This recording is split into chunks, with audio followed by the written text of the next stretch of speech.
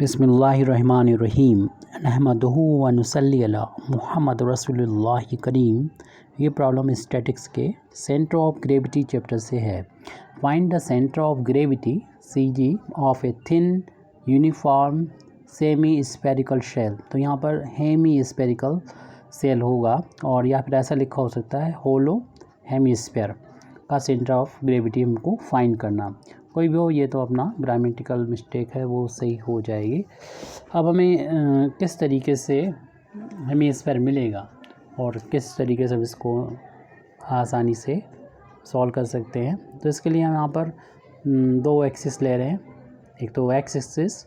और दूसरी Y axis, जो कि एक दूसरे को परपेंडिकुलर कट कर रहे हैं और इंटरसेक्टिंग पॉइंट ओरिजिन होता है जिसको हम लोग डिनोट करते हैं। और यहाँ पर हम एक सर्किल लेंगे, उस सर्किल की रेडियस, क्योंकि इसमें जो हमें हेमीस्फीयर के बारे में बात कर रहे हैं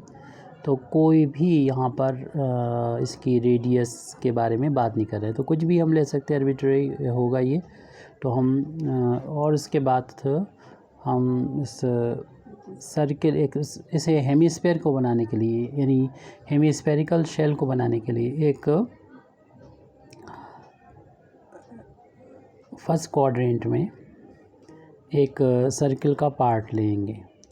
और इसको जब हम एक्स एक्सिस के अबाउट रिवॉल्व करेंगे तो ये पोर्शन जो घूम के आएगा वो इस तरीके से आ जाएगा दूसरी साइड में, और एक हेमीस्फीयर एक हेमीस्फीयर बन जाएगा। एक हेमीस्फीयर यहाँ पर बनेगा और उस हेमीस्फीयर का हमें सेंटर ऑफ ग्रेविटी को फाइंड करना है। तो इसके में फार्मूला होता है, इसके लिए उसका यूज़ करेंगे, क्योंकि ये कर्व जो है, मतलब इसको हम जब रिवॉल्व कराएंगे एक्स एक्सिस के अबाउट तो देखेंगे कि ये एक्स एक्सिस के अबाउट सिमेट्रिकल होगा पूरा हमारा ये शेल जो है, यानी हेमीस्फीयर। तो ये जब एक्स एक्सिस के अबाउट सिमेट्रिकल होगा तो उस पर वाई की वैल्यू, यानी वाई बार की वैल्यू 0 की इक्वल होगी, क्योंकि हमें सेंटर ऑफ ग्रेविटी यानी पॉइंट फाइंड करना है। तो सबसे पहले तो हम इस सर्किल की रेडियस, यानी सर्किल O से लेके यहाँ पर इस पॉइंट को A बोल दें, तो सर्किल की रेडियस को A ले लेते हैं। तो इसका इक्वेशन भी फिर लिख देंगे। ये वो सर्किल है जिसका सेंटर ऑरिजिन है, जिसकी रेडियस A है, तो उस सर्किल का इक्वेशन लिख सकते हैं। तो इसको जनरेटिंग सर्किल बोलते हैं। The equation of generating circle, यानी ये जनरेट करेगा हमारे हेमीस्फीयर को, इसलिए इसको बोलेंगे।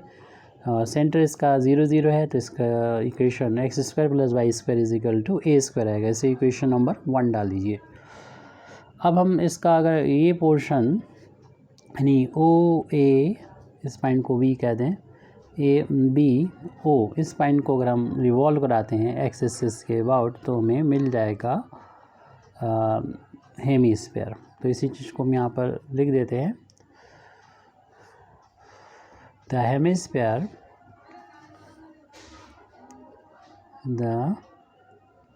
Hemispherical shell can be obtained by revolution of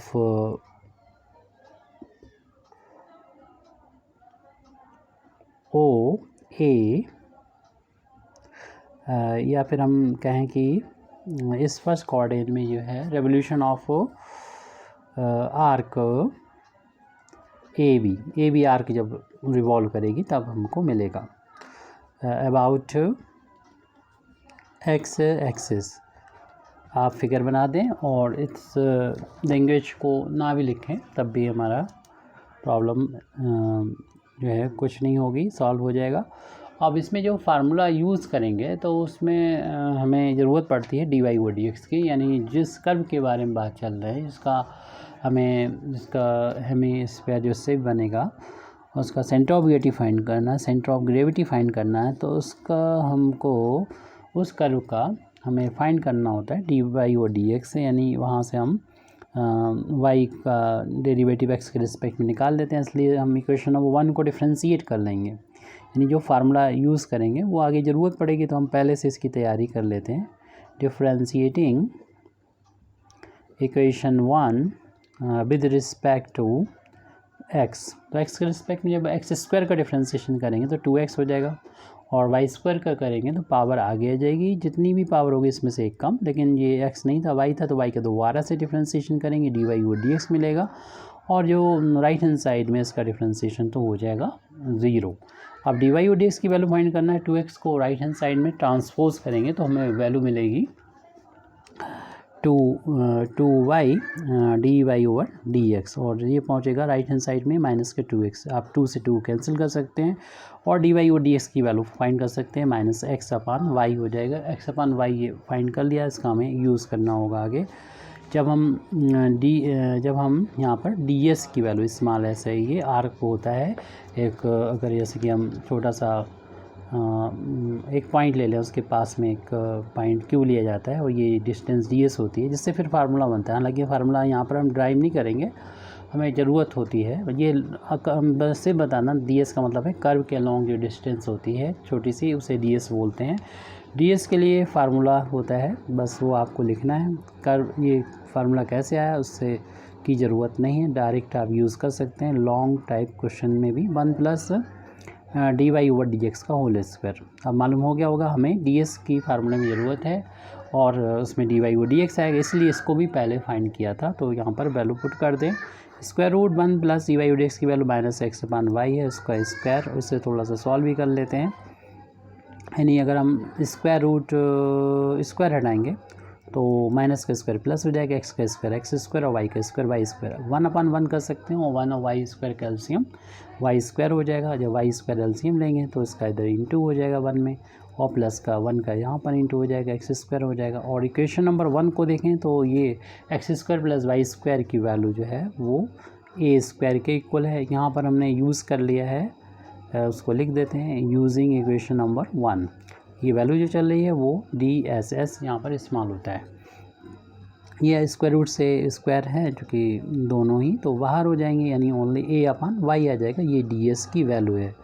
अब डी एस क्यों फाइंड किया, तो उसके लिए आपको मालूम ही है फार्मूले में यूज़ होगा। अब हम पहले ये बता दें कि ये कर्व जो है ये हमारा हेमिस्फीयर जो है वो एक्स एक्सिस के अबाउट जो है, जैसा ऊपर है वैसे नीचे एक जैसा है, तो इसका सेंटर ऑफ ग्रेविटी जो होगा वो क्लियरली एक्स एक्सिस पर होगा, और एक्स एक्सिस पर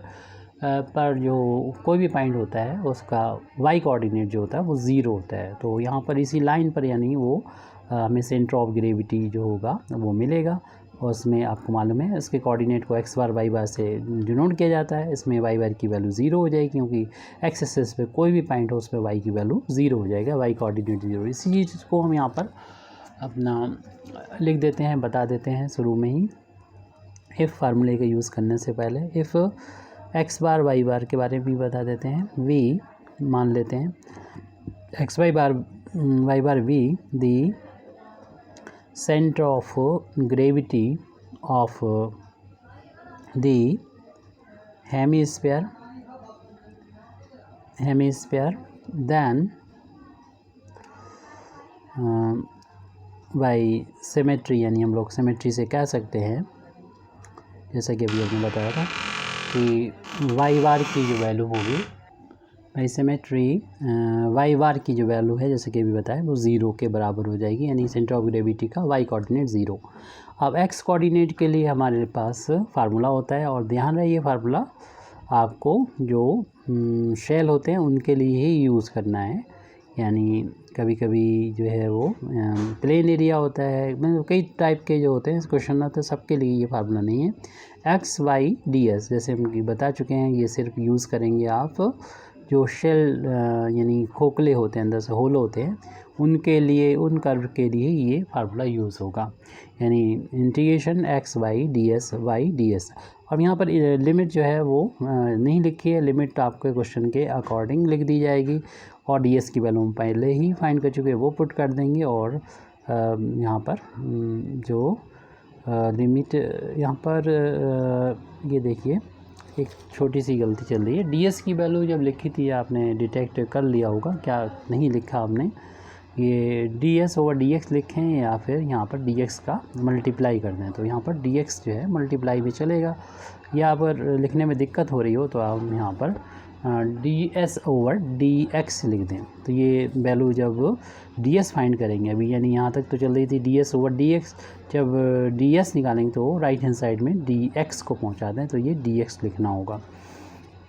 तो ds की वैल्यू पुट कर देंगे ये वाली, और लिमिट भी लिख दें। लिमिट देखिए ये जो पोर्शन है इतना, ये लाई कर रहा है इन दो लाइंस के बीच में, और आपको मालूम है कि ये लाइन जो है वाई एक्सिस है जिसका इक्वेशन x बराबर 0 होता है,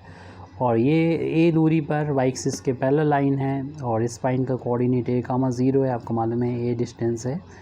और इस लाइन का इक्वेशन लिखना चाहें तो आपको मालूम है कि x इज इक्वल टू जो भी ये यहाँ से ऑरिजिन से डिस्टेंस होगी वो होगी, यानी x इक्वल टू a हो जाएगी। यानी ये जो ordinate x equal to 0, x equal to a, इनके बीच में ही ये पोर्शन है जिसको रिवॉल्व कराने पर हमें अपना हेमिस्फीयर मिल जाएगा, और इसका सेंटर ऑफ ग्रेविटी, इसका फार्मूला ये है। तो लिमिट हम x की लिख देंगे, और अब x के फार्म में ही ये आ रहा है ds की वैल्यू, dx के फार्म में आ रही है ये वैल्यू। अगले पेज पर हम फार्मूला लिख चुके हैं। अब अगले पेज पर यहाँ पर अगले स्टेप में हम यहाँ पर इसकी जो वैल्यू है वो लिख देंगे, यानी विद लिमिट के साथ x बराबर 0 से लेके a, x था y था, और जो वैल्यू अभी फाइंड की थी a/y dx वो लिख देंगे। अब इसी तरीके से डिनोमिनेटर में भी था y ds था, ds की वैल्यू a/y dx लिख देंगे। लिमिट इसकी भी 0 से a, सेम लिमिट रहती है हर एक क्वेश्चन में इस तरीके की। देख रहे हैं यहाँ पर y से y ऊपर नीचे कैंसिल हो रहा है न्यूमरेटर डिनोमिनेटर में, तो x बार की वैल्यू आ जाएगी, यानी न्यूमरेटर के अंदर ही न्यूमरेटर डिनोमिनेटर था, डिनोमिनेटर के अंदर भी न्यूमरेटर और डिनोमिनेटर वो कैंसिल हो गए। अब जो बचा वो लिख देते हैं x बराबर 0 टू a, क्योंकि x की ही लिमिट है, तो x a जो इनटू में था कांस्टेंट था, इसको आप यहाँ पर बाहर भी लिख सकते हैं, और सिर्फ x बचा जिसको x के रिस्पेक्ट में इंटीग्रेट करना है। यहाँ पर कांस्टेंट a बचा बाहर लिख लेंगे, 0 से a के बीच में यहाँ पर कुछ भी नहीं था, 1 का इंटीग्रेशन x के रिस्पेक्ट में हमको करना होगा। तो a देख रहे हैं कि कांस्टेंट जो है न्यूमरेटर डिनोमिनेटर में कैंसिल कर दिया, x के बाद 1 है, इंटीग्रेट करेंगे तो x स्क्वायर आ जाएगा, जितनी पावर है उतनी अपान में आएगा। लिमिट x की वैल्यू 0 टू a रख देंगे, यहाँ 1 का इंटीग्रेशन हम लोग जानते हैं कि x होता है, इसकी भी लिमिट 0 टू a है, यानी अब हम upper limit minus lower limit apply कर देंगे। पूरे इसमें जहाँ पर भी x नज़र आएगा a पुट करेंगे, फिर उसके बाद पूरे इसमें जहाँ पर भी x नज़र आएगा 0 पुट करेंगे, और यहाँ पर भी ऐसा है x की जगह पर a minus upper limit minus lower limit कर दिया, a square by 2, a square by 2, और 0 का स्क्वायर 0 होता है, अपान में 2, a माइनस 0 a के इक्वल होता है, तो ये तो सिर्फ 0 आ गया, तो x बार की वैल्यू आ गई, यानी यहाँ पर a स्क्वायर बाई 2 आ गई, क्योंकि ये वैल्यू तो आपको मालूम है 0 है, और अपान में a है तो एक पावर a कैंसिल हो जाएगी, तो x बार की वैल्यू हमको मिल जाएगी a/2 आ जाएगा। ये हमको याद भी रखना चाहिए, कभी फिज़िक्स की प्रॉब्लम में भी इसका डायरेक्ट यूज़ होता है। तो हम लिख सकते हैं दस the coordinates of the required center of gravity are देख रहे हैं कि ये a/2 या फिर से 1/2 a भी लिख सकते हैं, और y बार की वैल्यू तो 0 थी, क्योंकि ये x बार की वैल्यू होती है, ये y बार की वैल्यू होती है। तो ये पॉइंट होता है सेंटर ऑफ ग्रेविटी का, हो चुका है, सॉल्व हो गया complete. Thank you very much Indeed for listening me, व आखिर दावाना अल्हम्दुलिल्लाहि रब्बिल आलमीन।